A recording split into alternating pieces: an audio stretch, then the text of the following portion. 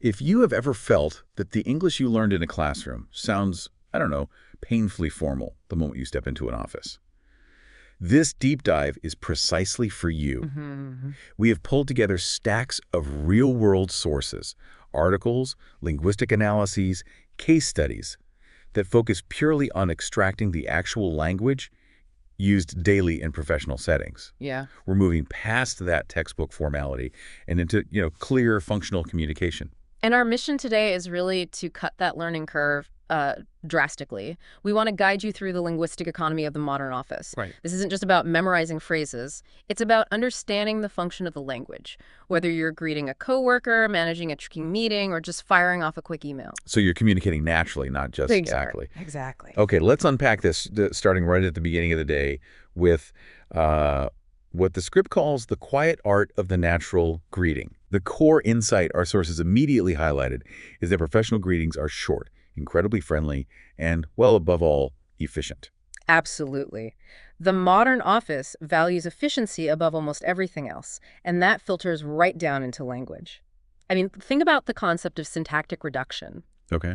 We often drop the function words, the filler, to get to the core message faster. That's why the most natural, common greetings are, reduced to their essentials. Like what? They're just morning, or maybe, hey, how's it going? Right. You might also hear the very familiar, hi, you doing okay? Or the quick, universally friendly, good to see you. And what's fascinating here is what we are not saying. Exactly. The sources make a big deal out of the fact that full formal sentences like, good morning, how are you today? Yeah. Are almost universally skipped in the perusals. Internal office interactions. They are. Using those long forms every single day with people you know, it just signals formality, which can actually create a little distance. Or it just seems inefficient. It just signals that you don't value efficiency. The short, friendly phrases signal familiarity and trust. They maintain the relationship while respecting everyone's time. That makes perfect sense functionally, but let me introduce a mild counterargument from a listener's perspective. Go for it.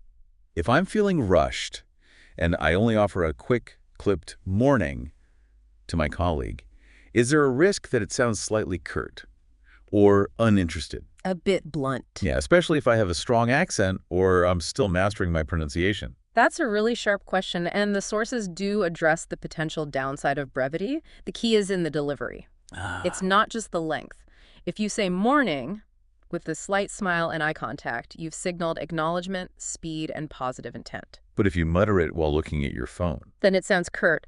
The language itself is the vehicle, but the nonverbal cues carry all the emotional weight. right? The natural flow shown in the sources shows how little time this actually takes. It's like, person A, morning, person B, hey, how's your day so far? And A just says, not bad, busy, but good. Exactly. It's a very fast transaction that just sets a comfortable working tone. Excellent.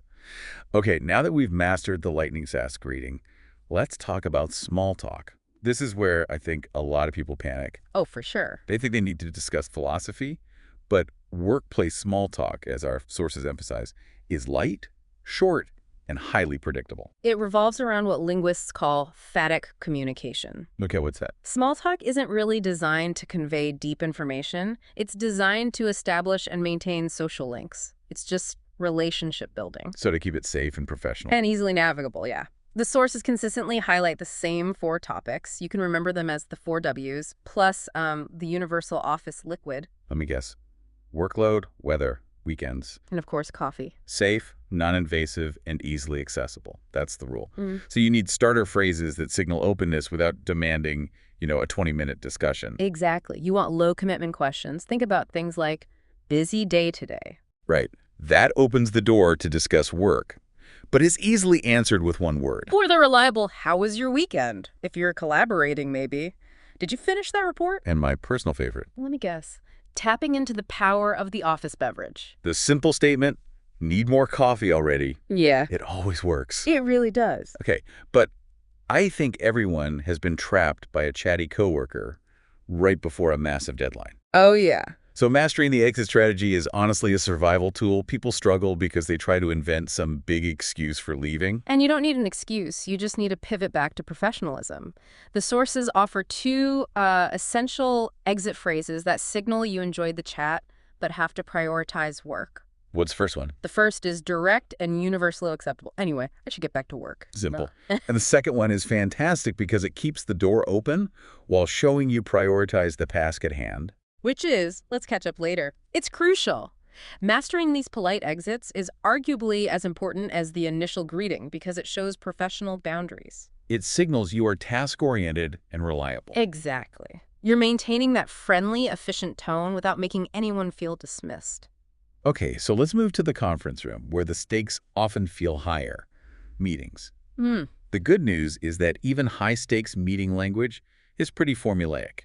It's structured to provide clarity and organization. The language is all about signaling transitions. When starting, you need phrases that move the group from chatting to focusing.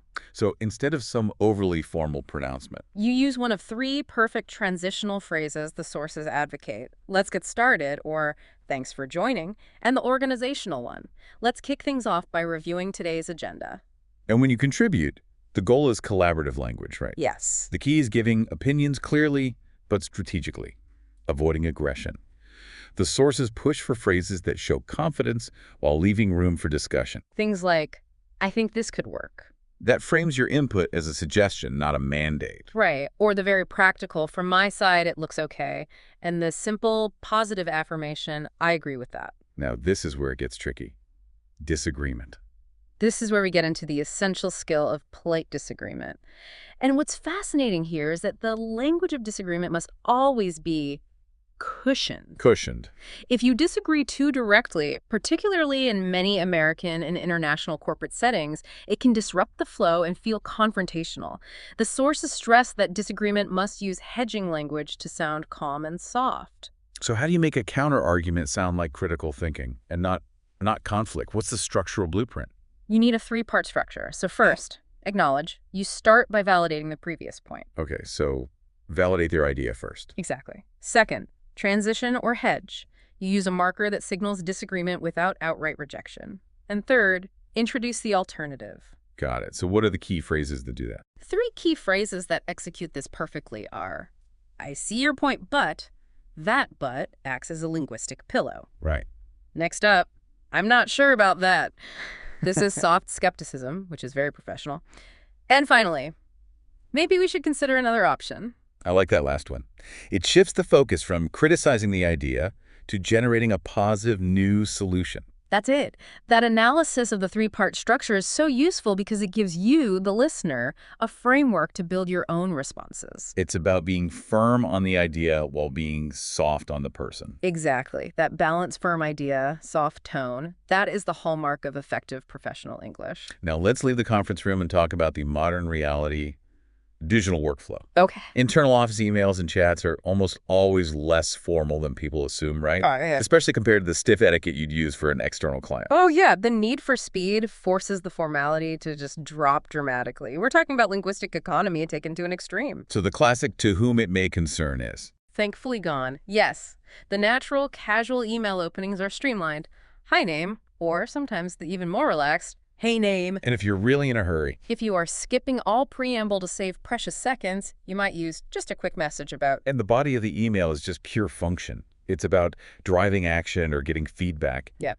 Did the sources give any data on the frequency of these functional phrases? I'm genuinely curious how much time this actually saves. I absolutely did. Phrases focused on action are disproportionately common. Please let me know is ubiquitous. And look at thanks in advance. Oh, that was huge. It's a professional shorthand that conveys gratitude and expectation at the same time, which saves you from writing a full closing paragraph and a second follow-up thank you email later. It's a huge time saver. It is. When you need to confirm, you use that works for me or the incredibly common low-friction confirmation sounds good. And in chat applications, the brevity is just maximized. It's almost a language of signals and emojis. It is. In chat, the expectation is near instant, brief affirmation, not literary prose. The sources confirm the total normalcy of simple, immediate responses like, got it. Oh. The commitment phrase, I'll check. And sure is popular because the emoji conveys the positive tone that the single word might otherwise lack. Okay, so finally, we circle back to the necessary soft skills, building rapport and maintaining good coworker relationships. Our sources emphasize that friendly English, specifically, is a constant, low-effort tool for maintaining team cohesion. These phrases aren't complex, but they're so critical because they communicate helpfulness, gratitude, and flexibility. When you offer assistance, you use the simple, open invitation, "Let me know if you need help." And crucially, when someone apologizes for a minor mistake or inconvenience, Yeah. the response you need is one that lowers the stress in the interaction. Right. Instead of a long dismissal, you just say, "No worries." That signals resilience and minimizes the issue, which is vital for smooth teamwork. Precisely. And acknowledging proactive information sharing is paramount. If someone alerts you to a potential problem, instead of just a generic "thank you" use "thanks for the heads up," That shows you valued their foresight. it does. And for general appreciation, the simple reduction, "appreciate it," works perfectly well. These are tiny acts of linguistic kindness that save emotional labor and build trust over time. So if you are our listener today, the core lesson we have extracted from this material is clear. Office English is a simple, polite, and above all, functional language. Yeah. Ditch the complex academic structures and embrace short, friendly, efficient phrases. Exactly. If we connect this to the bigger picture, your professional communication success depends not on perfect academic grammar, but on your ability to adopt the culture of clarity and efficiency. So it's about being understood and approachable. Focus on being consistently understood and consistently approachable. That is the real language of career progression. That is a fundamental paradigm shift for anyone coming from a textbook background. And since Office English values both speed and politeness equally, here's a provocative thought for you to mull over. How does this preference for short, informal, and functional phrases shift, or perhaps not shift, when you are speaking to someone very senior in your organization versus a direct peer? Does the need for speed ever totally outweigh the need for a certain level of formality, regardless of power dynamics? Good question. We'll leave you to consider the professional implications of brevity. Thank you for joining us for the deep dive.